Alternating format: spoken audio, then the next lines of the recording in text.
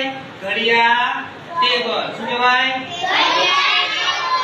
આપણે 1 થી 10 ના ઘડિયા બનાવવા હોય ને તો આ ટેબલની મદદથી બનાવી શકાય. કઈ રીતના? જો બેનો ઘડિયો દાખલા તરીકે આપણે બનાવો. કોનો ઘડિયો બનાવો? બેનો. તો બેનો ઘડિયો કઈ રીતે બનાવે તો ગણી લો. જો 1 2 3 4 5 6 7 8 8 5 6 7 8 9 10. તો જાય ગણો 1 2 3 4 5 6. અહીં 6 આવશે. કેટલા આવશે? 6 7 8 9 10 11 12 13 14 15 16 17 18 19 20. થઈ ગયા બેનો ઘડિયો?